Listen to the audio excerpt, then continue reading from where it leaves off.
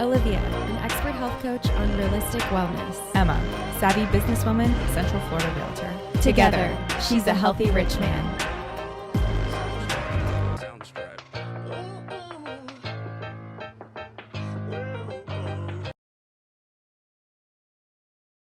Episode 2. Welcome to episode 2.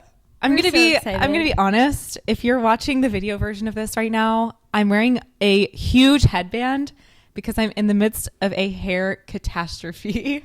Which is, to me, I was talking about this to Emma because she went rogue on me for 24 hours. So I was very concerned. And I finally got a hold of her.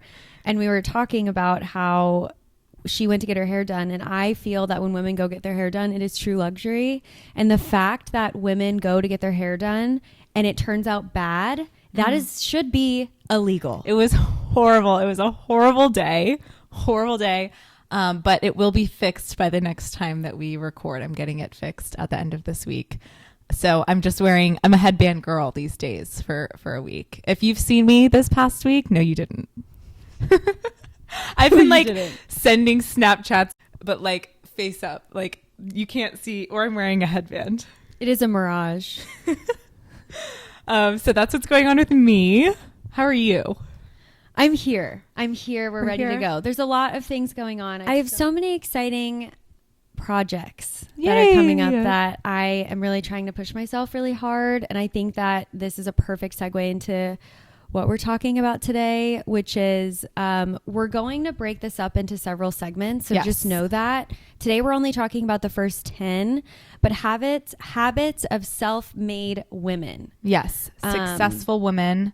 There's 40 that I'd like to get to, but I think we're just going to do a fourth of that today, and just kind of go through each one. And disclaimer, we are not there. I'm not the most successful woman in the world, but I would like to implement as many of these habits as possible / have already kind of started to.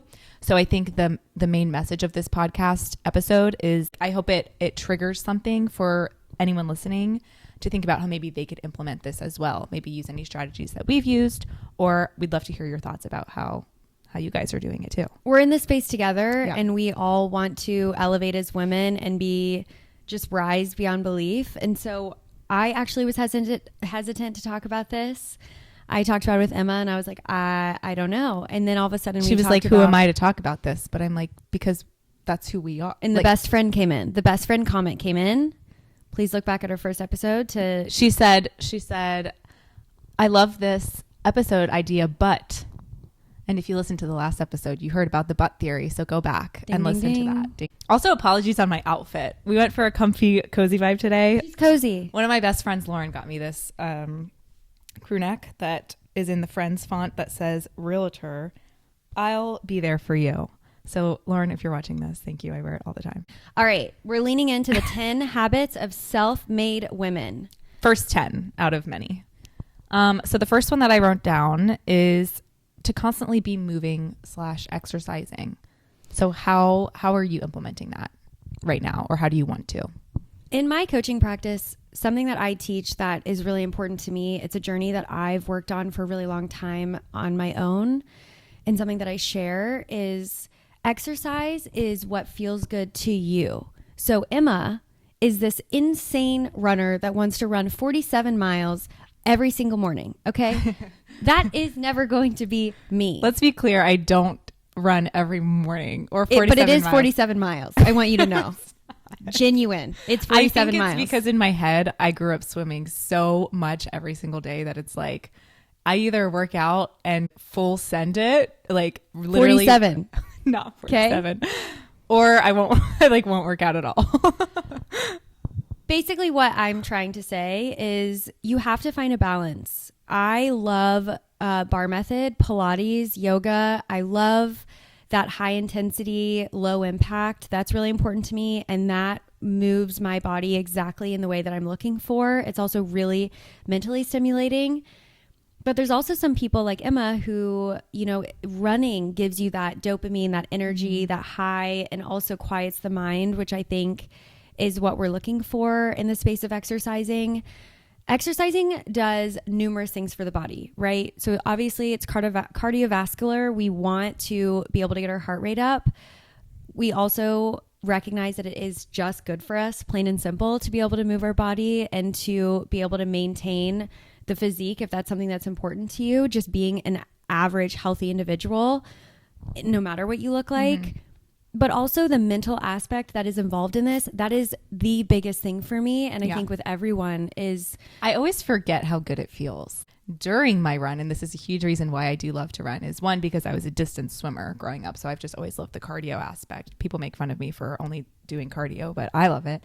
But what I do is, as a swimmer, you can't listen to music because you're swimming. But running, I am not running when I'm running. Like, if you were inside my brain when I'm running, I am the performer at like a Taylor Swift concert or a huge stadium performance. Like, I am performing. I'm dancing. I have the choreography in my head. One tip I truly do have for someone that is looking to get into running, because I've never been a big runner, and this is genius. Side. I literally know about what you're going to say. It's also on my TikTok. Yeah.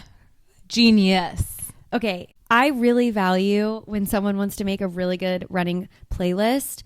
The reality of that, though, is that song ends, and when a new song begins, you lose the momentum. The tip that I have for you is you need to figure out a song that is so banger in your brain and makes you feel like you are Beyonce to the fullest extent. Make sure it's like at about 5.5 miles per hour speed, and just keep replaying that song, because you're not going to lose the momentum, and run to whatever capacity you can. For me, I do about a mile, and I'm working up towards that, and like further from that, I should say. And I love it. It's the only thing that helps me. Yeah. I have a playlist called Angry Running Playlist, and most of the songs are like high BPM, I'm ready to go, but there's always a few that like hit just different. Yeah. And once I saw you post that TikTok, I only played like those 2 or 3 for the entire like 9 miles. See? And 47. Yeah. And, but it was great. I was just killing it, and really gave the performance of a lifetime in my It's very head. impressive. So, okay, well, that's exercise. And also, I do want to be clear. Yes, I'll go like run 9 miles or whatever. I definitely don't do that all the time. But I also love like a good walk. Just some fresh air. Like, there's huge benefits to just something simple. Even stretching like out on my patio, any type of movement, I think is a really good habit to implement. I know there was a trend for a minute where it was that hot girl walk, where you would go on this hot girl walk and you would listen to a podcast or listen to your favorite tunes. But being able to get outside in the fresh air, breathe the fresh air, and just reset your mind, that is what exercising is about for so many people. And so I think that is why we have it as number 1 for a really good habit for self-made women. Yep. Love that. Number 2. Okay. I read 5 pages of a book every day. It doesn't have to be 5. It can be whatever you're comfortable with. It could be 1. It's better than none. But I guess this also plays into just like constantly either be learning or submissing yourself into a different world for a few minutes every single day. Do you read? I love reading. Yeah. Reading is one of my favorite things.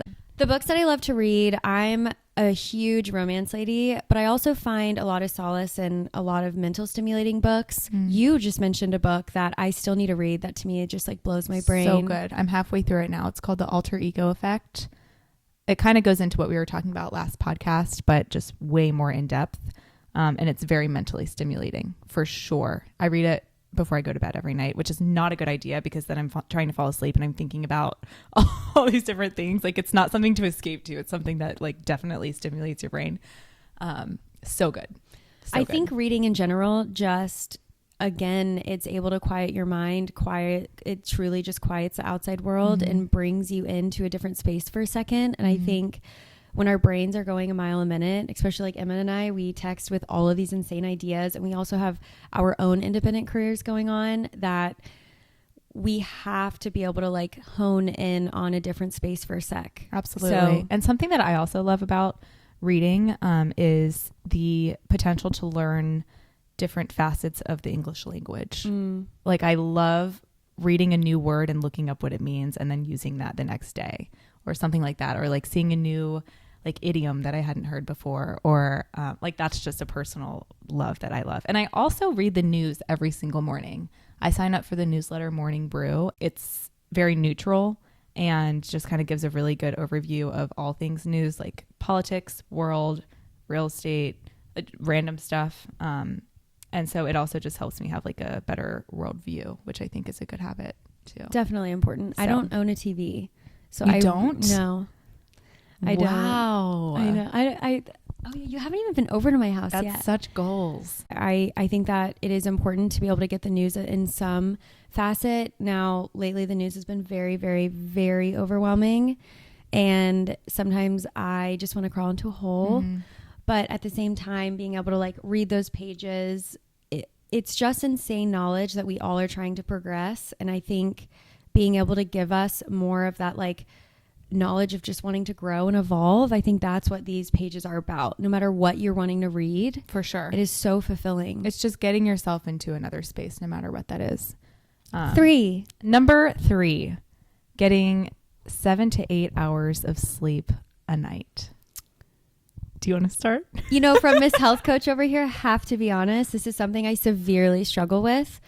My body responds really well to like 5 or 6 hours of sleep. From a very young age, my dad and I would wake up and we'd watch the VH1 Top 20 Countdown. Oh. We would dance together before he would go to work. And it just really instilled this reality for me where I wake up with the sun. I'm up at 6 a.m. and no matter what time I go to sleep, I am up at 6:30, 7. And for some people, that's perfect. I would love to sleep more, but sometimes, you know, and sometimes I do. Sometimes I do get the 7 or 8 hours, especially if I am overwhelmed. But yeah, I'm not someone that fits in that category. I'm more like 6.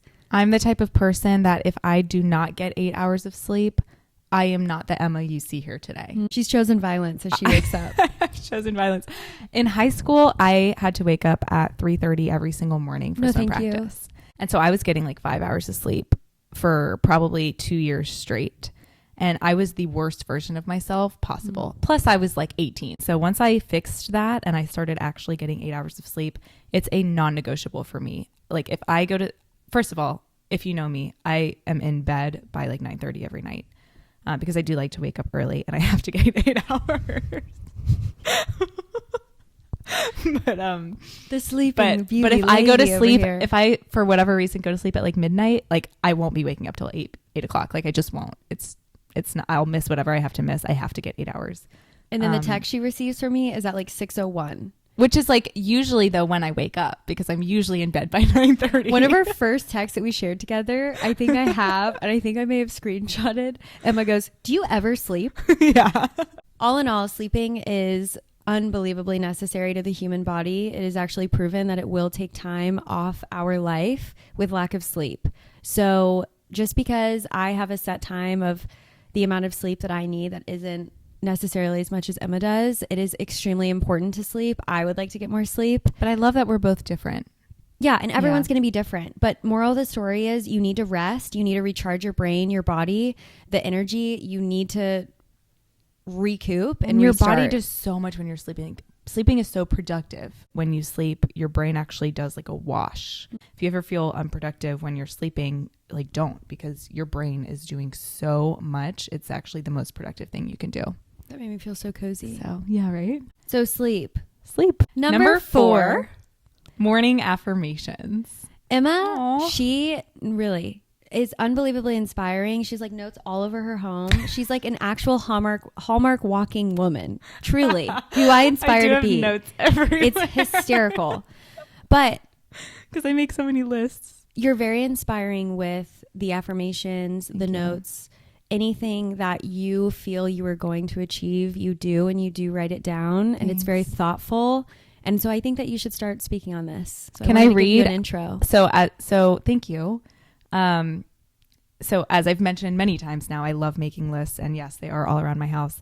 I have a list of my morning affirmations. Should I go get them? This is what I mean. She has like a bow on, like she has like an invisible bow just walking on around her head every day. Just like, so these are my morning, these are my morning affirmations. I want to be completely clear here though. I actually forget to read these a lot. But when I do remember, it's awesome. I can't wait. When I do remember. So I'll go through it very quick, but these are my morning affirmations. And remember, I'm a realtor, so a lot of these have to do with like real estate and stuff too.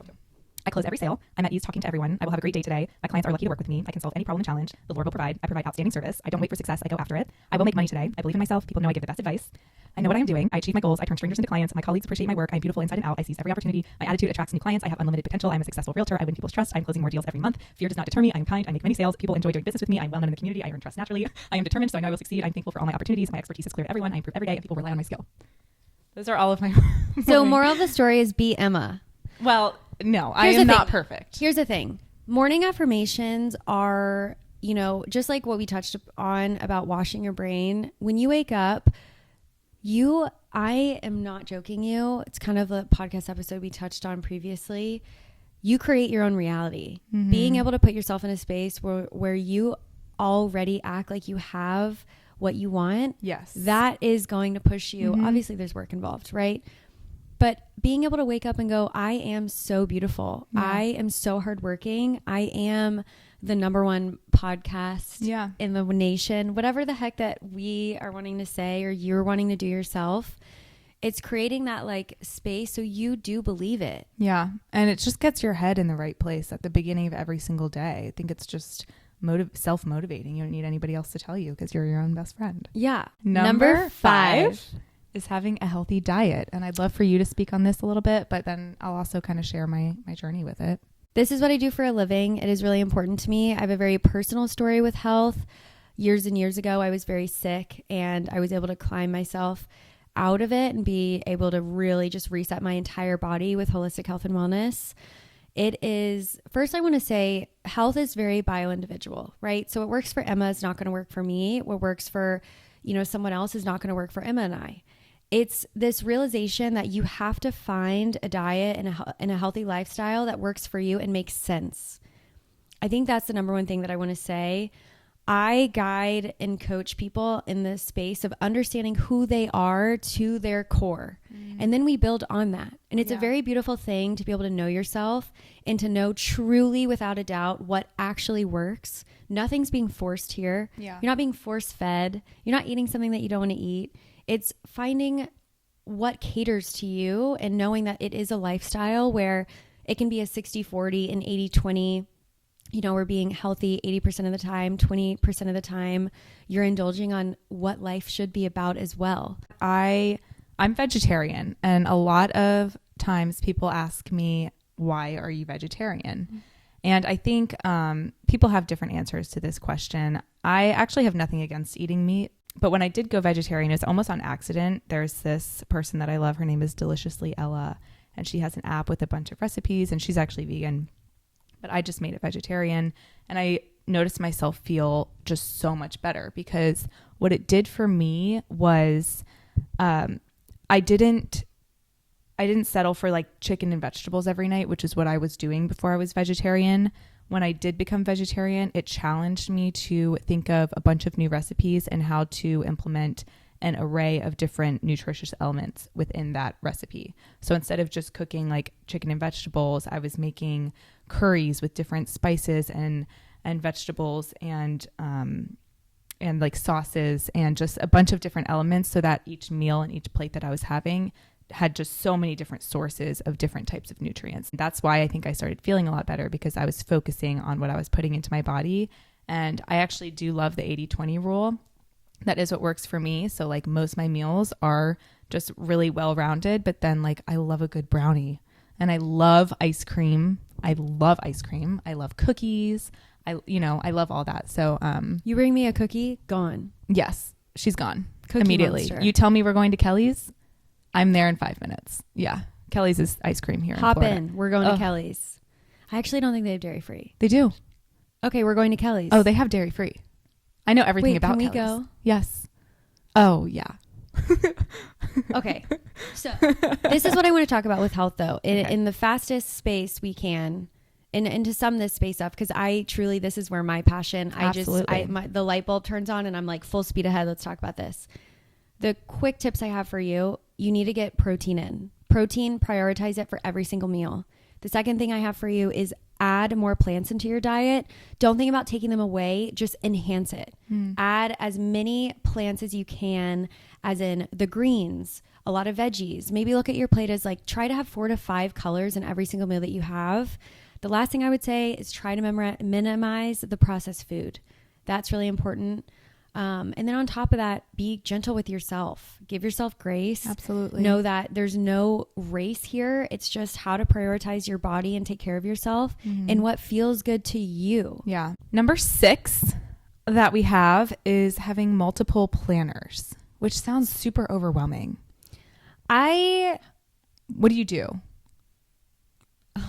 This is actually hysterical. The difference between Emma and I is mind-boggling. Okay, to be fair, there's a mind-boggling difference between me and most people because I am truly psychotic. She's Susie Homemaker over here. I'm psychotic when it comes to my planners and time management. So it's not you. It's actually I'm the like problem. The It's me. I am the Grinch. Like if you think of the Grinch in how he plans, how it's like 5 o'clock. I actually do such a good Grinch. That was way too good. I'm uncomfortable, actually. Well, basically what I'm actually trying to say is if you think of the Grinch in the way that he plans, that's me. There's notes everywhere. I am flooded with ideas. You open a notebook and I am just thoughts everywhere.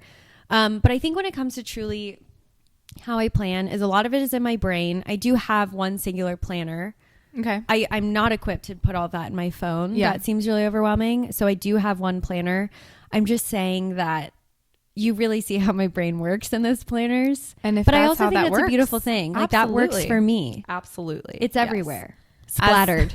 As for me, I do have a few different types of planners, but they're used for different things. So it's not like I'm like rewriting everything. I remember the day that I kind of had to come to the realization that I had to start putting things in my phone because all throughout college I used a paper planner and that worked great for like class schedules and homework and stuff. But then as I kind of started getting on the go more and things popped up and I needed a more accessible place, I love the planner /app Todoist. And it's just, and I started slow with it. I just kind of added a few things here and there. And now it's like in 5 years from now on April 17th, like if there's something there, like it's in Todoist already. So it's just kind of grown naturally, but I love it because I can just go on my phone or my iPad or my computer. It all syncs up and I can switch things around. But that's kind of what I do for like my to-do tasks and like things that are coming up in scheduling. But then I also love, like sometimes I'll use a daily notepad planner where it's like if I have a really busy day, I write each hour what I'm getting done. So it's like a time blocking thing. And I also love like writing that down. And then also usually every day I'll like write a list of just things that I have to get done that day and then prioritize that later on like what order it should be in. So I think the reality of, this number 6 multiple planners, it doesn't have to be multiple. No, it's just this, to be a successful woman, to have these habits, you need to plan out your day accordingly. Yeah. You are going to get very busy. Emma and I it is so crazy how quickly our schedules are starting to explode and you have to be able to, she's actually incredible. This should be a podcast in itself. Time management. This woman is a beast. Like I said, in high school, I woke up at 3:30 every morning, was taking AP classes, practicing for 5 hours a day. So I learned from a very early age how to manage my time and still be successful in a lot of things that I was doing. So I actually love talking about it and teaching people, and I've always gotten really good feedback. So we need to do that. Yeah. But moral of this one, just be able to figure out a way that works for you to be able to plan out your day accordingly with the meetings. And also, I truly believe that this planning your day does not have to just be the things that you actually have to do. It needs to be like making sure you're eating, hydrating, doing the things that feels good for your body and making sure you are taking care of yourself. When it comes to adding the healthy habits on top of things that you're already doing, there's this thing called habit stacking in a book that I'm reading called Atomic Habits, which is very popular. I'm sure you guys have heard of it. And really it's like put a healthy habit on top of something that you would already do during the day. So like if you open your email every morning at 9 o'clock, you need to habit stack getting a glass of water when you open your email. So then every time you open your email, you're drinking water and then it just like is a 2 part in of your 1, day. baby. Yeah, 2 in 1, exactly. So that's just one example. Number 7. Number 7. Doesn't like to waste time. Yeah. Okay. My brain goes 2 ways when we say this. One way is it's really healthy to waste time sometimes. You need to lay down on your couch and watch TV or just do nothing sometimes. Like that is so healthy. You're healing. You are healing. Absolutely. However, my mom is like this too. And so I think that's why I'm like this. It's like very hard for me to sit down and just watch TV. Like I feel almost like not guilty, but just like in my head constantly, it's like, you only live once. So like, just make the most out of every single second. But like, and so it's actually been a challenge for me to kind of just sit down and actually waste time. But yeah, I don't like to. I really don't. I love to jam pack every single day. It's how I'm most like productive and, you know, how I like to function. But then there's like one day every maybe 2.5 weeks where I just cannot do anything because I didn't take the time to do nothing. So this is what I feel is in this doesn't like to waste time, quote unquote. There's a difference between resting and healing. For instance, this weekend, I was with my boyfriend at the beach. We did nothing. I took a nap during the day. Olivia doesn't nap. Okay. Yeah. I don't sleep. I don't sleep. I don't need a lot of sleep. I shouldn't say that, as you know, I do sleep, but seldom. So I was laying around and I needed it fully. And even Stephen was like, you need this. You need this for yourself. Like, no, you need to rest. That is very different between wasting time. Wasting time is when you are completely burned out, but you're continuously pushing yourself and you're not going to get anything done. That's wasting time. You should have moved on. That's it. I think what falls into this category as well is knowing how long something is going to take. Figure out that for yourself. Yeah. That's what I'm still working out for myself and my schedule on a daily basis. But don't put wasting time in the category of healing, because that is completely different things. Entirely. Totally. That's a really great point. Yeah. Mic drop. Yes. Because we can put that into the same category so many times. And immediately I did. But thank you for making that distinction. Number 8. She is always punctual. Listen. Let's be real. It really bothers me if someone is continuously significantly late. Yeah. It makes me feel very uncomfortable. Ugh. And to me, it does fall on the line of respect. I was in a relationship at one point where every single time we were supposed to hang out, he was over an hour late. Every single time. Don't know why I even kept going with that relationship. Ended horribly. That should have been the butt theory. But I didn't hear about the butt theory during this time in my life. I wish I would have. It's a respect thing. I mean, there also is a reality here where you are holding yourself accountable. That is being punctual, and that is relying on yourself. It's respecting yourself, and it's also respecting the other person, whoever you're meeting up with or whatever you're doing. I think it's not just like, it's not she's successful because she's punctual. It's because she's punctual, she is perceived as being respectful and just put together and trustworthy, all of the different things. Like it goes further into just like being on time for something. And please stop wasting other people's time. I'm going to say that as blunt as I possibly can. Mm-hmm. It's not nice. It's really not nice. It's disrespectful. This also kind of goes into what us Gen Zers / millennials call flaking. It's one of my biggest pet peeves is talking about this. Yeah. If you have plans with somebody and then they cancel like an hour before or when it's happening, it's just like, you're cut from me. I'm sorry. It's done. I'm not going to try to like, no. We're not rekindling.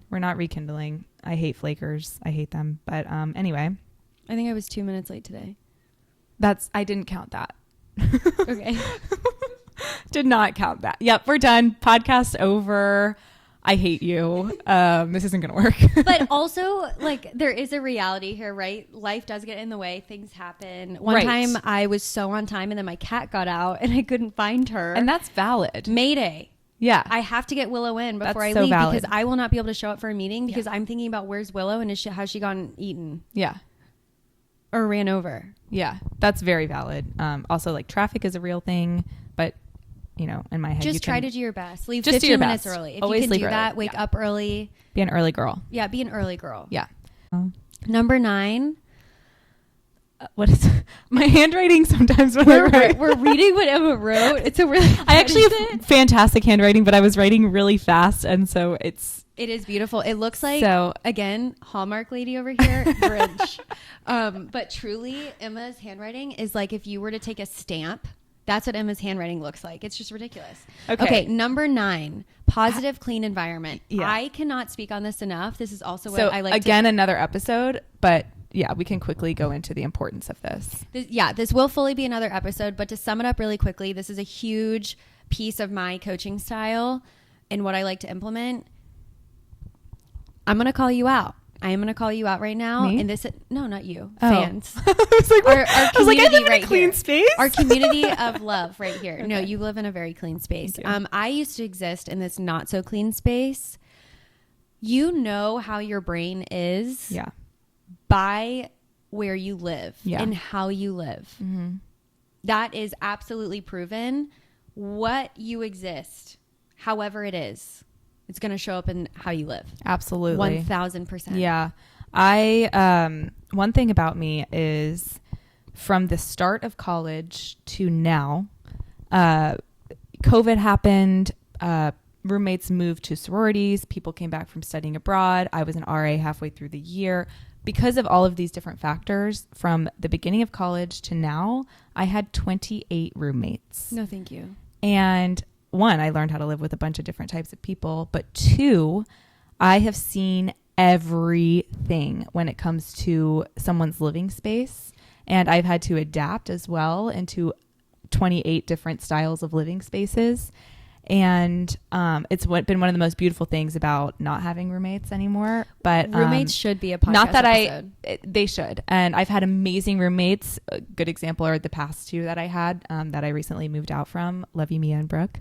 But throughout the 28 roommates, some of them were the messiest people I've ever known in my whole life. Some of them were super clean and tidy. Now living in my own space, I have learned how I love to have my space and how clean I love to have it. My old roommates used to joke that we were the 3 girls from Friends, Monica, Rachel, and Phoebe. And I was clearly Monica because I was just always cleaning.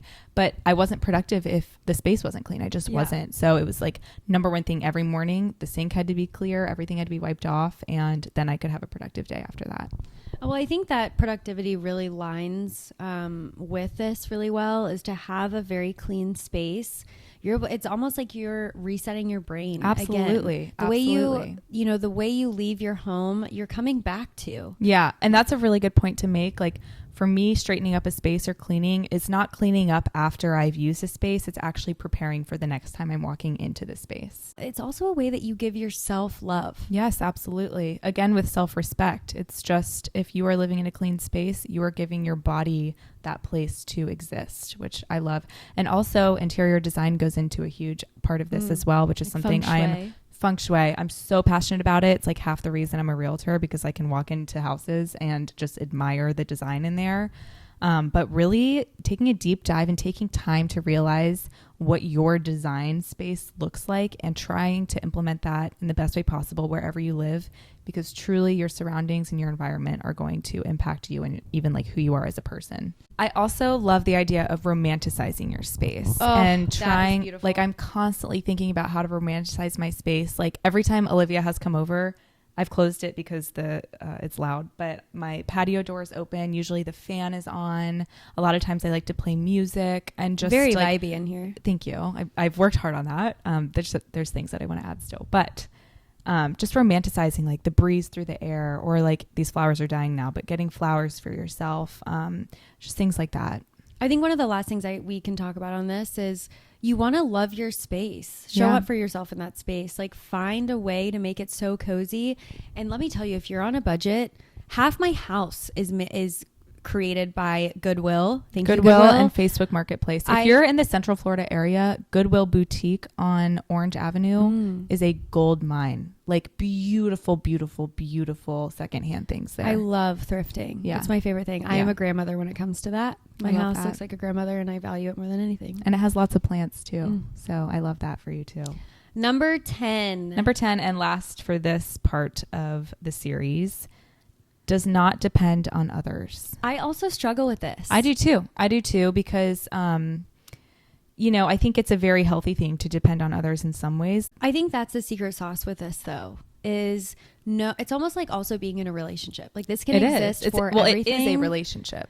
It's knowing that you can stand on your own 2 feet while recognizing that it is very valuable to have those relationships, connections. You're forming such a space where you have those intimate relationships that are so ridiculously beautiful. Yeah. But if the relationship ends or a friendship ends or whatever the case may be, you can stand on your own 2 feet and you are okay. I think there's a very big difference when you get too reliant on a partner when you're in an intimate relationship, or you get too reliant on a business partner.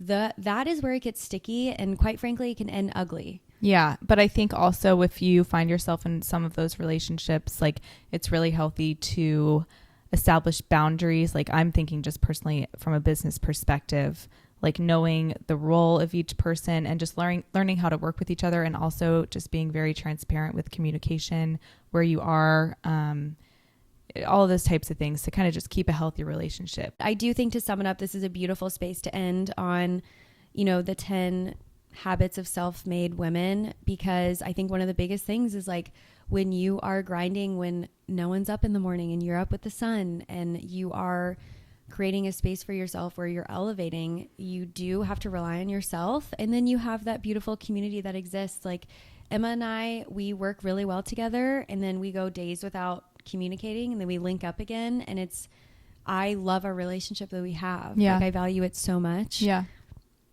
And so I think that if you feel like you're a little too attached to someone or whatever the case may be, do those little check-ins and figure out how you can kind of switch the dynamic to where it is healthier. And challenge yourself to communicate that. Yeah. Yeah. And if somebody doesn't like what you're communicating, or you think that maybe they're too attached to you and they don't respond well to that, then they're not supposed to be in your life, because that's not a real like friend or relationship. I feel so thankful that we talked about these. Yeah. There's 30 more to go, but I really hope that these 10 got your guys' heads turning a little bit. I just think these are 10 really good basis, healthy things to start implementing and doing in your life, or thinking about, that you already do them and being really proud of yourself for doing it already. And also recognize that this is we're not just speaking on, how to elevate beyond belief in the business world. If you just want to simply get healthier, these fit into that criteria beyond belief. Yeah, definitely. Definitely. Well, I really hope this was a great episode. If you made it this far, please subscribe, give us a good rating. We're on social media as well. We have an Instagram called She's a Healthy Rich Man, where both of our personal handles are also in the bio of that. We'll also have a TikTok, and we'll post about all the ways you can connect with us, but it'll be in the description of wherever you are listening or watching this as well. We love you so much, and we wish you were all sitting here with us, and maybe one day we can do that. I think we will. Let's Love do you. that. Love ya. Bye. Bye.